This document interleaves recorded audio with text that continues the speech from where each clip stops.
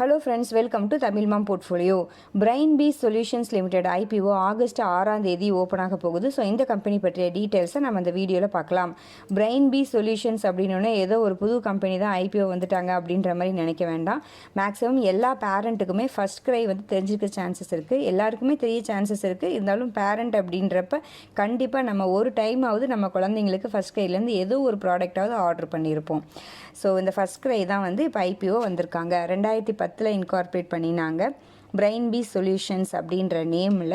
So இவர்கள் வந்து mothers, babies, கிட்ஸுக்கு தேவையான எல்லா ப்ராடக்ட்டும் இவர்களுடைய ஆன்லைன் பிளாட்ஃபார்மான ஃபர்ஸ்ட் கிரை அப்படின்ற நேமில் ஆன்லைன் பிளாட்ஃபார்மில் சேல் பண்ணிகிட்ருக்காங்க.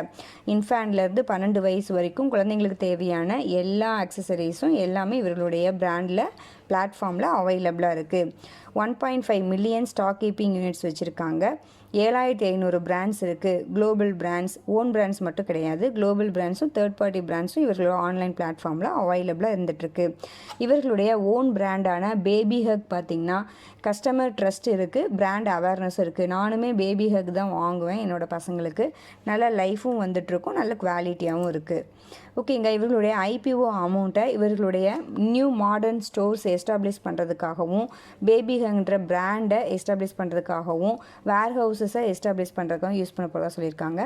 தென் டெக்னாலஜி அண்ட் டேட்டா சயின்ஸ் காஸ்ட்டுக்காகவும், க்ளவுட் அண்ட் சர்வர் ஹோஸ்டிங் காஸ்ட்டுக்காகவும் யூஸ் பண்ண போகிறதா சொல்லியிருக்காங்க.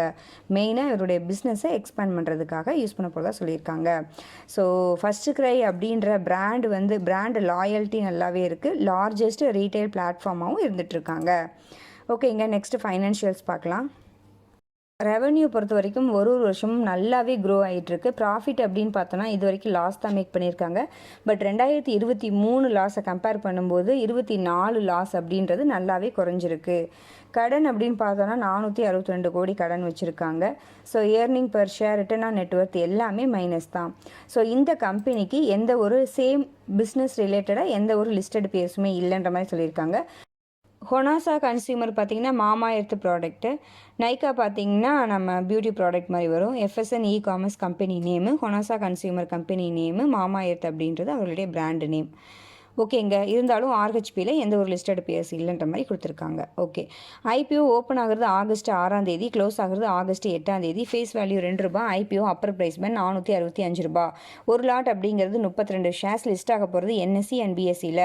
Total issue size 4193 crore. அதில் ஃப்ரெஷ் இஷ்யூ 1666 கோடி. ஆஃபர் ஃபார் சேல் 2527 கோடி. இந்த ஆஃபர் ஃபார் சேலில் பார்த்தீங்கன்னா ப்ரமோட்டர் தான் அவருடைய ஷேர்ஸை செல் பண்ணுறாரு. எம்ப்ளாயீஸ்க்கு ₹44 டிஸ்கவுண்ட்டும் கொடுத்துருக்காங்க. லாஸ் மேக் பண்ண கம்பெனி அப்படின்றனால ரீட்டைல் ரிசர்வேஷனாக 10% ஒதுக்கியிருக்காங்க. பேசிஸ் ஆஃப் அலாட்மெண்ட் வருது ஆகஸ்ட் 9ஆம் தேதி. அலாட் ஆகலைன்னா ரீஃபண்ட் ஆகிறது, அலாட் ஆயிடுச்சுன்னா ஷேர்ஸ் டிமேட் அக்கௌண்ட்டில் கிரெடிட் ஆகிறது ஆகஸ்ட் 12ஆம் தேதி. லிஸ்ட் ஆக போகிறது ஆகஸ்ட் 13ஆம் தேதி. இந்த IPOவில் அப்ளை பண்ணுறதுக்கு மினிமமாக நமக்கு ₹14,880 தேவைப்படும். ஓகேங்க, நெக்ஸ்ட் கிரே மார்க்கெட் ப்ரீமியம் அப்படின்னு பார்த்தோன்னா 3 ஆகஸ்ட் அன்னைக்கு கிரே மார்க்கெட்டில் ₹80 அப்படின்ற மாதிரி ட்ரேட் ஆகுது. IPO Appar price pant ₹465. So கிட்டத்தட்ட 17% ப்ரீமியமில் கிரே மார்க்கெட்டில் ட்ரேட் ஆகிட்டுருக்கு. Registrar Link Intime India Private Limited. நம்ம டெலிகிராம் சேனலில் ஜாயின் பண்ணாதவர்கள் கண்டிப்பாக ஜாயின் பண்ணிக்கோங்க. ஓகேங்க, என்னுடைய ஃபைனல் வியூ அப்படின்னு பார்த்தோன்னா லார்ஜஸ்ட் ரீட்டெயிலிங் பிளாட்ஃபார்மாக இருக்காங்க. ஸ்ட்ராங் பிராண்ட் லாயல்ட்டி இருக்குது இவர்களுக்கு. க்ரோத் பொட்டன்ஷியல் நல்லாவே இருக்குது. ஃபர்ஸ்ட் கிரை அப்படின்ற ஸ்ட்ராங் பிராண்ட் அப்படின்றது, அதுவும் பேபி ஹக்குக்கு நல்ல ஒரு கஸ்டமர் அவேர்னஸும் இருந்துகிட்ருக்குன்னு சொல்லலாம். ஃபைனான்ஷியல்ஸ் கொஞ்சம் வீக்காக இருக்காங்க, அது வந்து ரொம்ப ரிஸ்கி ஒன்றா கருதப்படுது. ஸோ ரிஸ்க் டேக்கிங் இன்வெஸ்டர் வேணால் இந்த IPOவை கன்சிடர் பண்ணலாம். நான் வந்து கொஞ்சம் ரிஸ்க் எடுத்து 1 or 2 அப்ளிகேஷன்ஸ் போடலாம் சில அக்கௌண்ட்டில் இருந்துன்ற மாதிரி பிளான் பண்ணியிருக்கேன்.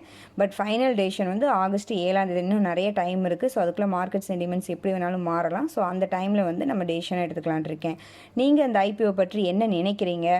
ஸோ ஃப்யூச்சரில் நல்லா பர்ஃபார்ம் பண்ணுமா அப்படின்ற மாதிரி நினைக்கிறீங்களா? இல்லை IPOவில் பார்ட்டிசிபேட் பண்ணுறீங்களா இல்லையா அப்படின்றத நம்மளுடைய கமெண்ட்டில் சொல்லுங்கள். எல்லாருமே ரீட் பண்ணி தெரிஞ்சுக்கலாம்.